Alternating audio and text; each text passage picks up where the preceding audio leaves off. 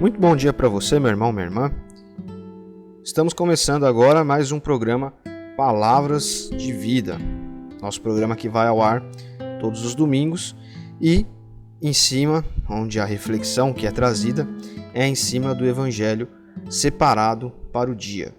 E o nosso Evangelho hoje está em Lucas, capítulo 2, dos versículos 22 ao 24. E eu quero compartilhar com você agora um pouquinho a respeito de Jesus Cristo em cima dessa passagem aqui da vida dele, que diz que quando se completaram os dias estabelecidos por Moisés, ou seja, na lei judaica, para a purificação, os seus pais o levaram a Jerusalém para consagrá-lo a Deus, como era ordenado na lei de Deus.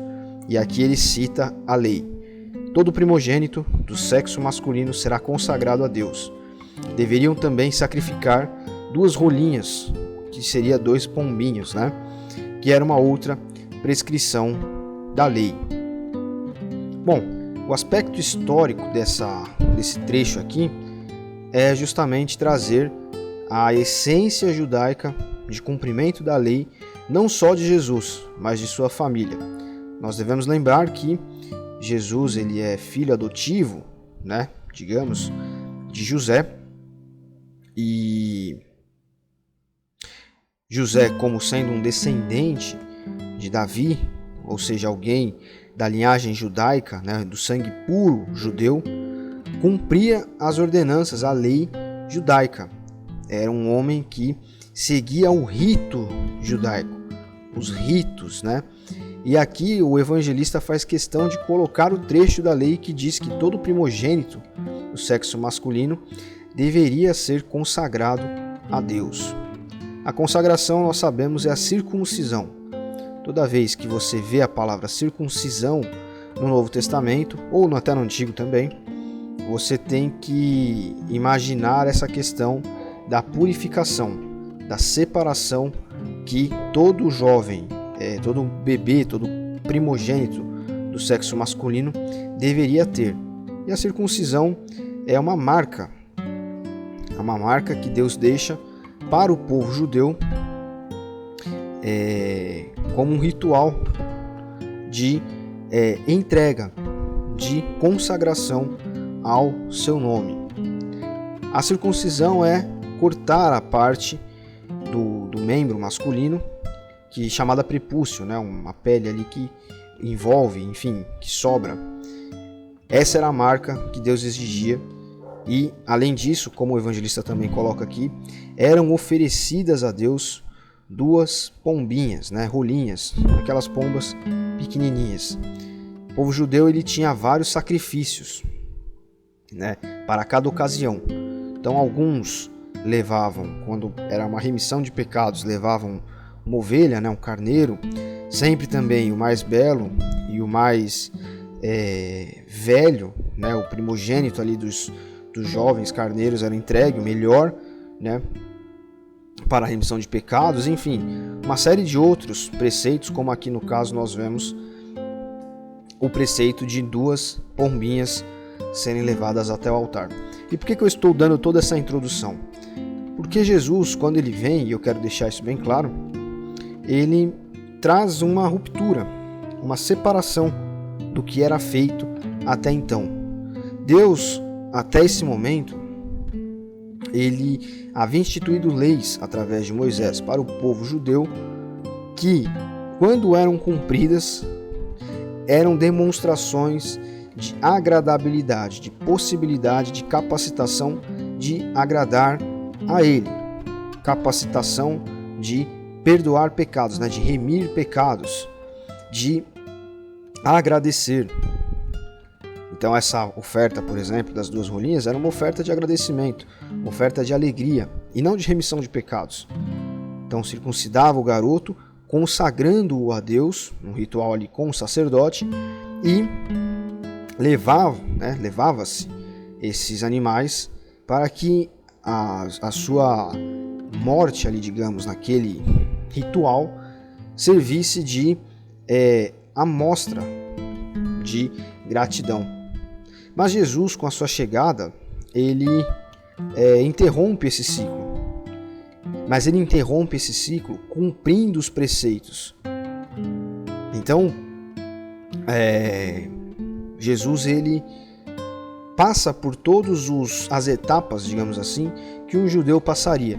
E quando ele atinge os seus 30 anos de idade, ele começa a sua revelação como figura, né, como presença de Deus aqui neste mundo, como a encarnação de Deus aqui neste mundo.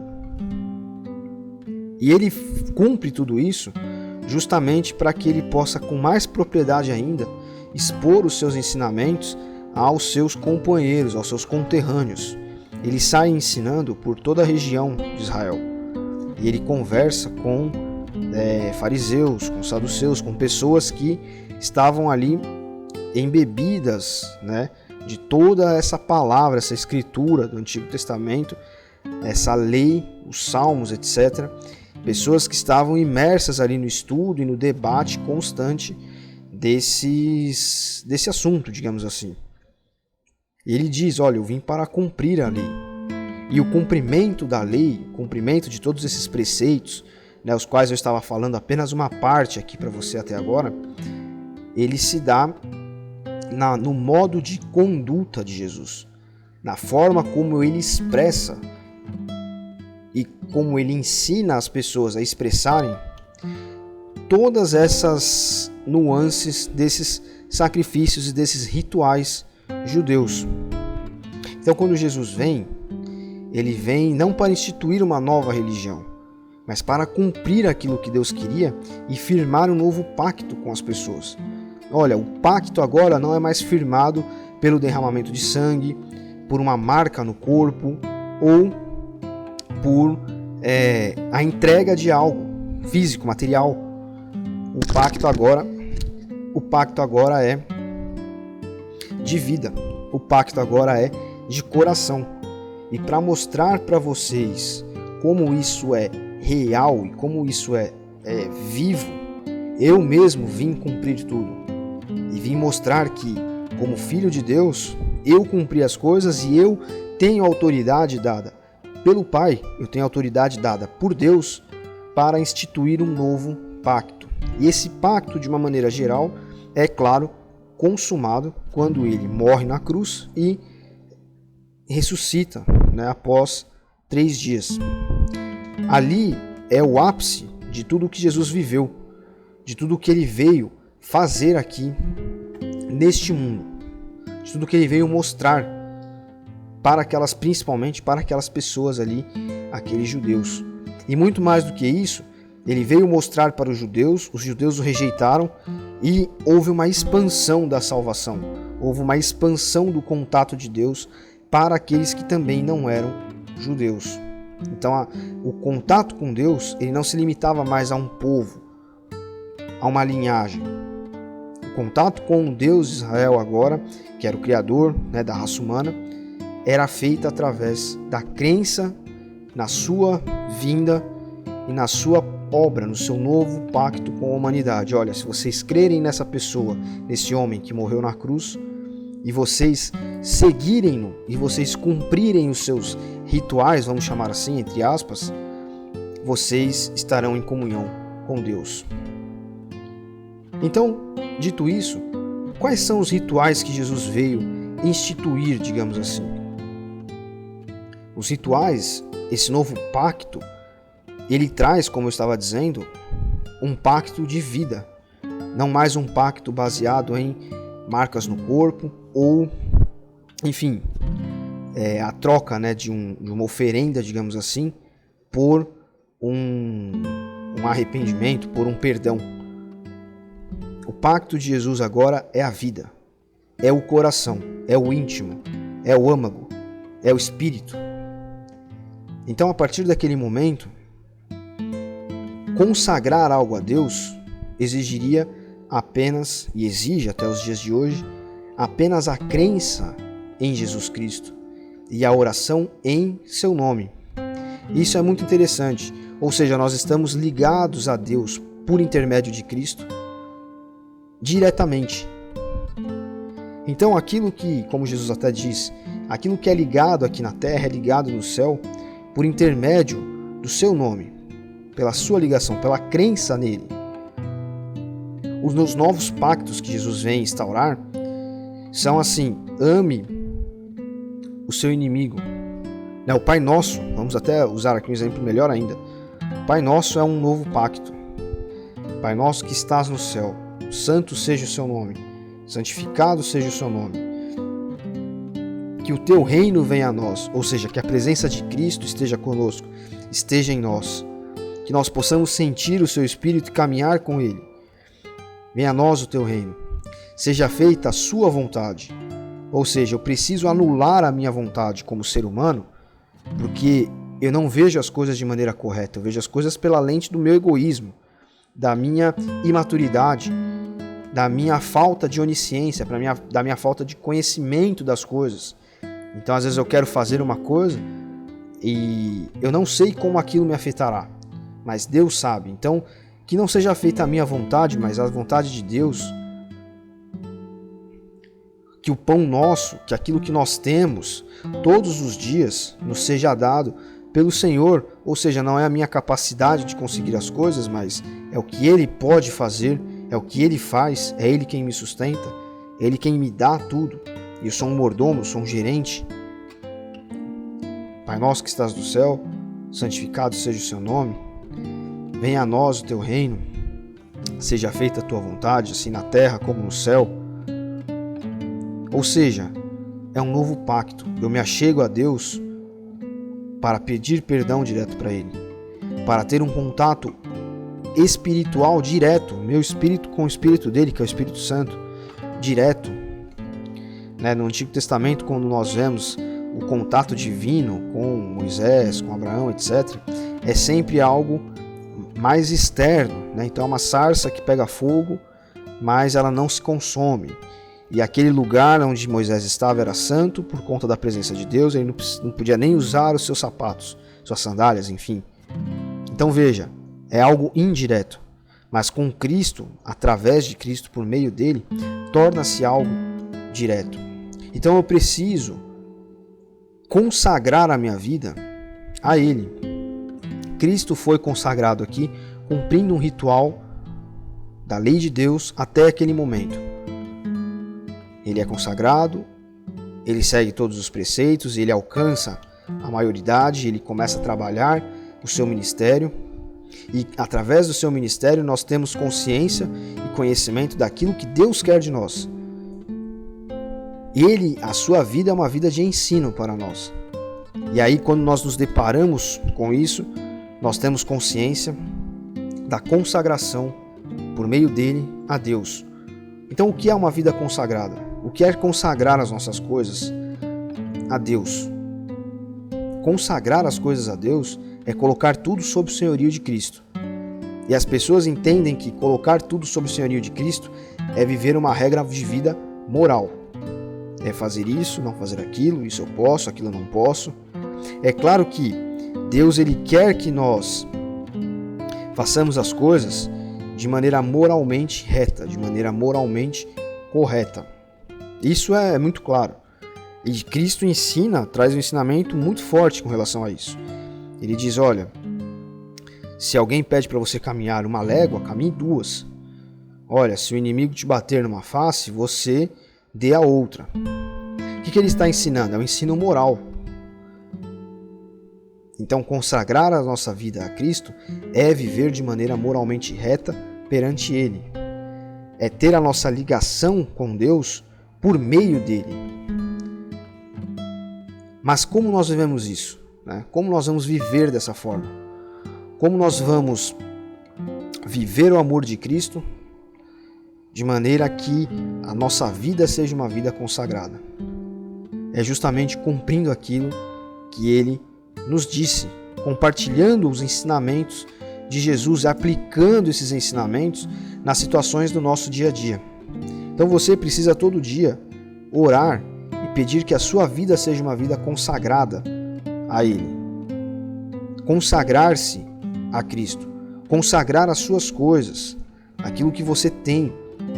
Aquilo que você tem não é totalmente seu. Aquilo que você tem foi dado por Deus e você é o gerente, você é o mordomo daquilo. Então, a primeira forma de consagrar é ser agradecido por tudo que Ele está te dando, por tudo que você tem. Uma outra forma é viver os preceitos que Cristo veio ensinar. Então, existe muita gente que vive de uma maneira moral, fechado, enclausurado em regrinhas, né? Os cristãos, eles são muito hábeis, né? Infelizmente, nisso. Então, olha, eu não faço isso, eu não faço aquilo, né? Eu não falo palavrão, eu sou todo limpinho, cheiroso, eu não faço isso, eu não faço isso, então eu estou agradando a Deus. Mas agradar a Deus e ter uma vida consagrada a Cristo não é simplesmente se deparar com as coisas e falar né, consigo mesmo o que Jesus faria. Como eu já ouvi muitas vezes as pessoas falarem, né? O que Jesus faria no meu lugar? Jesus se agradaria disso que eu estou fazendo? Não é necessariamente isso. Mas é ter consciência de que tudo que você tem, as oportunidades, aquilo que te foi dado por Ele.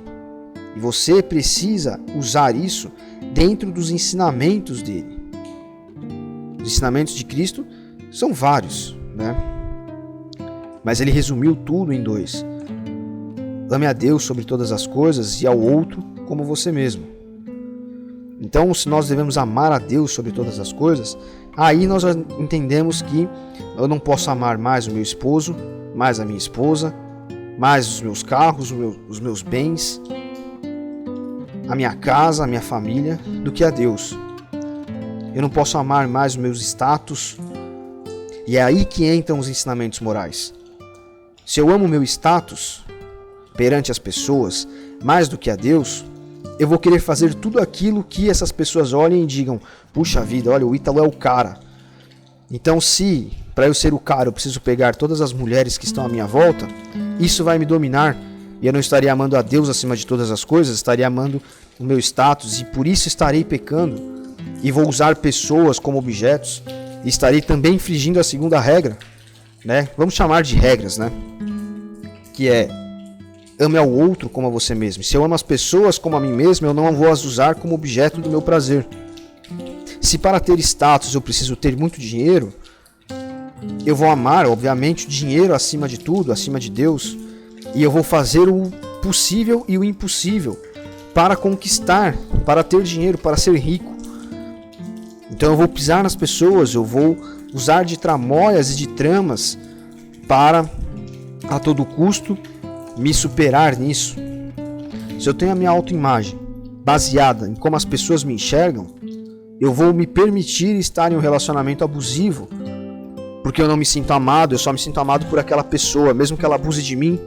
Então, apesar do abuso, eu estarei com ela, porque eu não me sinto amado por Deus. Eu vejo o meu amor naquela pessoa, mesmo que ela me maltrate. Então ela me quer, eu fico com ela.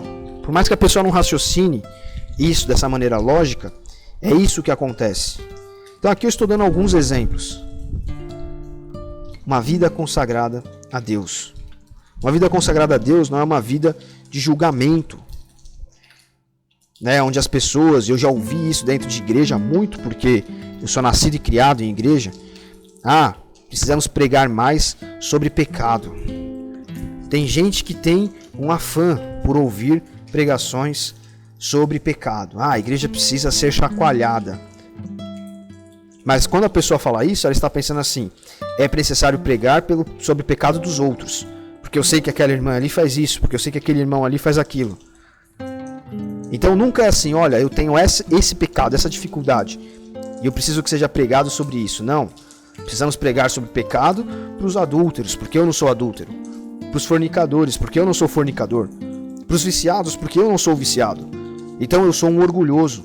Eu amo mais a minha capacidade de supostamente agradar a Deus ou de seguir regras do que o meu irmão, do que propriamente Deus. Então eu não tenho uma vida consagrada a Cristo. Eu não estou amando aos outros como a mim mesmo. Eu não estou amando Deus acima de todas as coisas.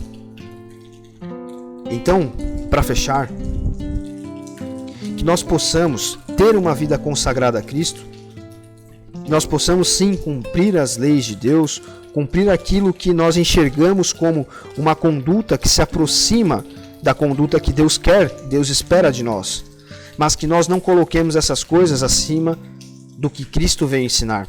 Que a nossa vida consagrada a Ele seja uma vida de gratidão, uma vida de amor, uma vida de compartilhar os seus ensinamentos. E não uma vida robótica, uma vida religiosa. Nem uma vida moralista, nem uma vida libertina, mas uma vida centralizada em Jesus Cristo. Que essa seja a nossa meta. Que nós possamos consagrar tudo a Ele. Que nós possamos entender o que Ele tem nos dado e o que Ele não tem nos dado. E nós possamos entender o porquê. E nós possamos usufruir das coisas para aquilo que Ele tem nos dado. Para agradá-lo. Para servi-lo na sua obra. Então, se você ainda precisa entender melhor como isso funciona, nós estamos aqui para recebê-lo. A Ibrave existe para isso, para compartilhar Jesus, para todos nós juntos aprendemos a viver com Cristo, em Cristo, para nós podermos nos enxergar propriamente como pessoa, porque Cristo nos enxerga assim. Então esteja com a gente, venha experimentar um pouco do que é essa caminhada. Porque, infelizmente, muito é dito, muito é praticado, que não é aquilo que Jesus falou, que está longe daquilo que Ele veio nos trazer. Mas aqui nós tentamos viver e compartilhar Cristo. E eu convido a você que, enfim, por um acaso ainda não esteja aqui com a gente, que venha experimentar isso, que esteja conosco. A partir do dia 8 de janeiro nós vamos voltar a nos reunir presencialmente. Então que você possa, estando aqui, aprender junto com a gente, um aprendizado conjunto sobre quem é Jesus, sobre como agradá-lo. Que nós todos possamos nos consagrar diariamente a Jesus. Deus abençoe você. Até amanhã.